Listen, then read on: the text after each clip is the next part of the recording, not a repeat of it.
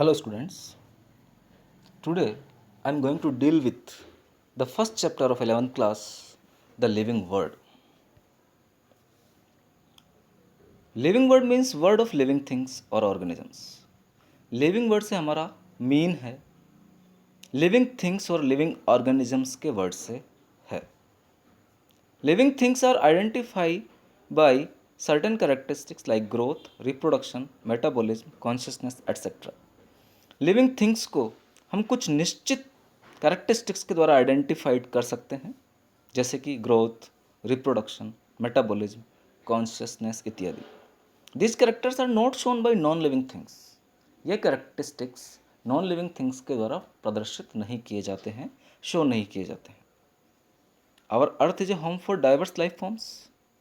हमारी अर्थ जो है वो विभिन्न प्रकार की लाइफ फॉर्म्स का घर है. All these life forms of living organisms constitute the living word. ये सभी लिविंग ऑर्गेनिजम्स की डाइवर्स फॉर्म्स मिलके इस लिविंग वर्ड को बनाती है. आगे कैरेक्टरिस्टिक्स ऑफ लिविंग ऑर्गेनिजम्स की बात करते हैं, जो हम अभी पहले भी पढ़ चुके हैं. Growth, reproduction, metabolism, cellular organisation, consciousness, ये सभी लिविंग ऑर्गेनिजम्स के, लिविंग थिंग्स के कैरेक्टरिस्टिक्स हैं जो आपको नॉन लिविंग थिंग्स में देखने को नहीं मिलेंगे. तो आप बहुत अच्छी तरीके से इनको लर्न करेंगे. सबसे पहला कैरेक्टर हम लेते हैं growth. It is the increase in number and mass of cells by cell division. Cells का अपनी संख्या में बढ़ना, अपने मास में बढ़ना सेल डिवीजन के द्वारा ही ग्रोथ है. All living organism have the capacity to grow. लगभग सभी लिविंग ऑर्गेनिज्म में ग्रोथ करने की कैपेसिटी पाई जाती है. Growth of an individual organism has to characteristics. या हम यूँ कह सकते हैं कि ग्रोथ के ट्विन कैरेक्टरिस्टिक्स होते हैं, increase in body mass and increase in number.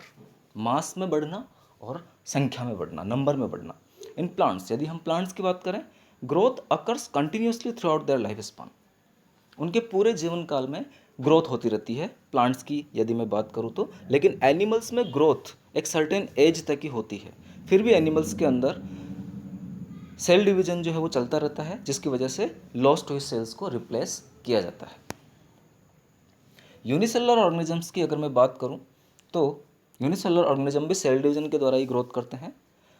Non living objects grow by accumulation of material increase in mass on the surface. Non living object के अंदर जो ग्रोथ होती है वो सरफेशियल ग्रोथ होती है या एक्सटर्नल ग्रोथ होती है, क्योंकि उनकी ग्रोथ बाहरी सरफेस पर मटेरियल के एक्यूमुलेशन होने की वजह से होती है. फॉर एग्जांपल माउंटेन्स का बढ़ना, बोल्डर्स का बढ़ना, सैंड माउंट्स का बढ़ना etcetera. So growth can not be taken as a defining property of living organisms alone. इसलिए ग्रोथ को हम लिविंग ऑर्गेनिजम्स की डिफाइनिंग प्रॉपर्टी नहीं मान सकते हैं. A dead organism does not grow.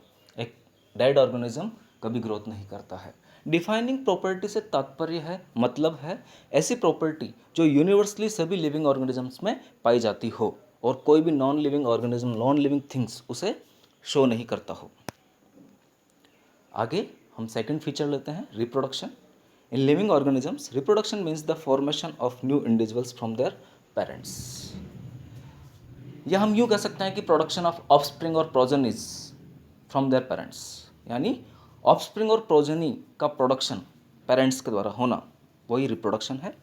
Fungi multiply and spread easily by producing millions of asexual spores. Fungi की अगर अपन बात करें तो फंजाई मिलियंस की संख्या में एसेक्सुअल स्पोर्स बनाकर मल्टीप्लिकेशन करता है और स्प्रेड होता है. हाइड्रा और ईस्ट की अगर अपन बात करें तो हाइड्रा और ईस्ट में बडिंग पाई जाती है, जैसा कि आप पहले की क्लासेज में भी पढ़ चुके हैं. Planaria flat warm. प्लेनेरिया एक फ्लैट वॉर्म है. Regenerates the lost part of its body and become a new one.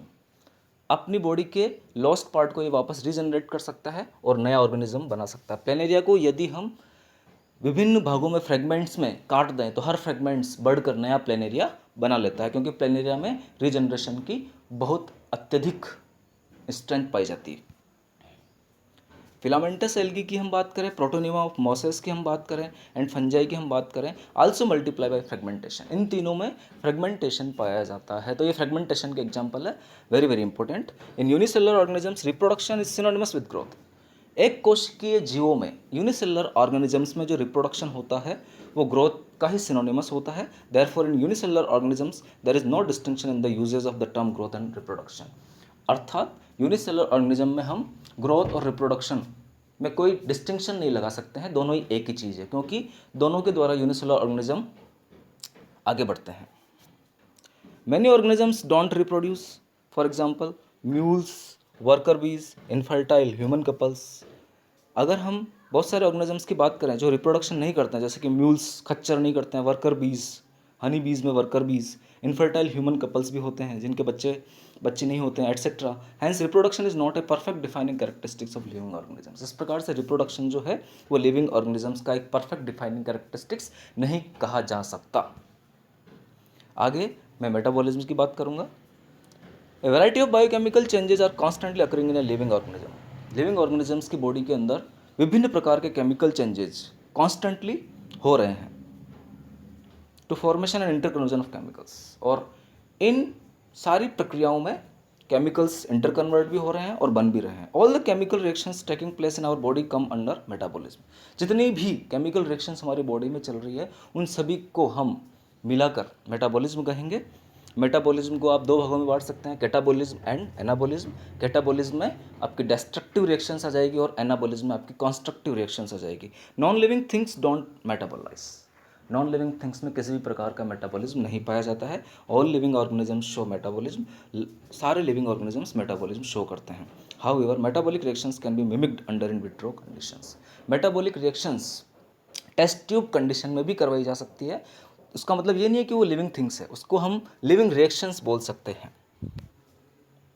Cellular organisation. All living organisms are made up of cells. सभी के सभी लिविंग ऑर्गेनिजम्स जो है वो सेल से मिलकर बने हैं। ऐसा कोई लिविंग ऑर्गेनिज्म नहीं है जिसमें सेल नहीं पाई जाती है। The cells perform all functions in the organism. Cells के द्वारा सारे फंक्शंस परफॉर्म किए जाते हैं। Non living things don't have a cellular organisation.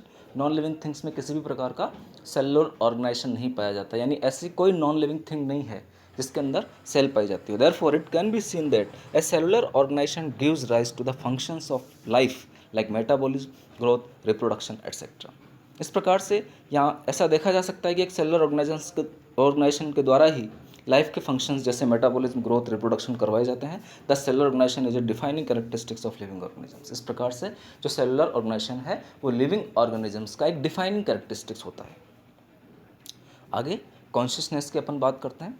It is the awareness of one's environment. किसी जीव का अपनी सराउंडिंग, अपनी एनवायरमेंट के प्रति अवेयर रहना, वही कॉन्शियसनेस है। It is present in living organism. ये लिविंग ऑर्गेनिजम्स का ही गुण है, नॉन लिविंग में नहीं पाया जाता है। Human beings sense the environment through sense organ. Human beings में विभिन्न प्रकार के सेंस ऑर्गन मिलते हैं जिसके द्वारा वो अपने एनवायरमेंट को सेंस करता है। Plants respond to external factors. Plants भी एक्सटर्नल फैक्टर्स के प्रति रेस्पॉन्ड करते हैं, जैसे लाइट के लिए, टेम्परेचर के लिए, वाटर के लिए, पोल्यूटेंट्स के लिए, अदर ऑर्गेनिजम्स के लिए etcetera. In both plants and animals photo period, duration of light affect the reproduction in seasonal breeders. दोनों के अंदर प्लांट्स और एनिमल की बात करें तो फोटो पीरियड जो है वो सीजनल ब्रीडर्स में रिप्रोडक्शन को अफेक्ट करते हैं। Therefore all organisms are aware of their surroundings. इस प्रकार से हम कह सकते हैं कि जितने भी लिविंग ऑर्गेनिजम्स है वो अपनी सराउंडिंग के प्रति अवेयर रहते हैं। So it is the defining property of living organism. इसलिए कॉन्शियसनेस जो है वो लिविंग ऑर्गेनिज्म की एक डिफाइनिंग प्रॉपर्टी है। Human is the only organism having self consciousness. आगे अगर ह्यूमन बींग की बात करें तो ह्यूमन बींग में कॉन्शियसनेस की एक और अगली स्टेप सेल्फ कॉन्शियसनेस पाई जाती है, जिसे हम कह सकते हैं अवेयर ऑफ हिमसेल्फ। वो अपने खुद के प्रति अवेयर है। ह्यूमन बींग में आत्मज्ञान या स्वचेतना पाई जाती है। Therefore consciousness is the defining property of living organism. इसलिए हम कह सकते हैं कि कॉन्शियसनेस जो है वो लिविंग ऑर्गेनिज्म की डिफाइनिंग प्रॉपर्टी है। All living organisms are linked to one another by the sharing of common genetic material to varying degree. लगभग सभी के सभी लिविंग ऑर्गेनिज्म जो है वो एक दूसरे से लिंक्ड हैं, वो वेरिएंट डिग्री में अपने डीएनए को शेयर करते हैं। आगे मैं डीपीपी की बात करता हूँ, डेली प्रैक्टिस पेपर की बात करूँगा।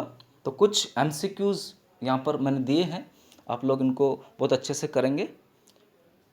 विच scientist is known as the Darwin of the 20th century.